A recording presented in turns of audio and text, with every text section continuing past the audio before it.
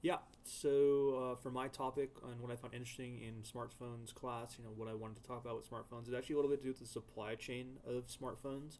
So I found it really interesting when we were talking in class about the semiconductor market and the monopolies that certain companies have when it comes to manufacturing these phones and overall just creating them and how they impact our lives.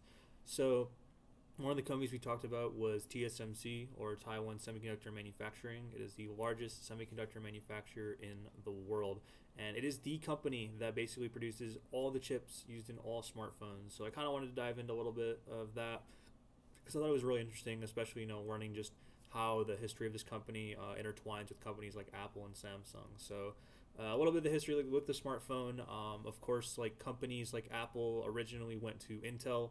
They wanted Intel to produce their chips, but Intel was like, "Hey, the margins aren't that high on these phones, so you're gonna have to find somebody else." Intel missed out on a big opportunity there, as I'll tell you.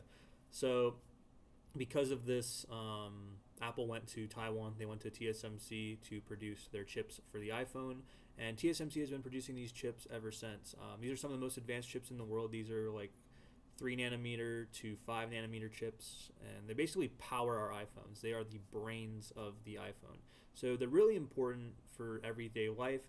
And TSMC has a monopoly on all this manufacturing. No other company can manufacture these chips either at scale or at the microscopic level that the transistors are at. So really, they kind of have a monopoly on smartphone technology. Along with that, TSMC also is used in AI. They produce Nvidia's chips and all that. But we're talking about smartphones here.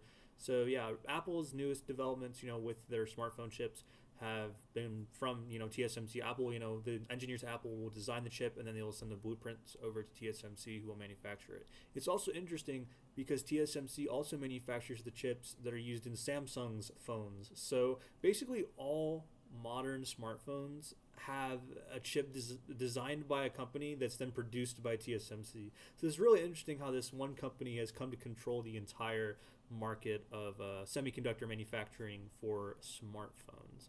So yeah, overall, I thought that TSMC was just an interesting topic to talk about, especially when it comes to the supply chain of smartphones. I thought it was really interesting. Honestly, it was my favorite part of the class, was just learning about the semiconductor industry and how it works with smartphones. Thank you.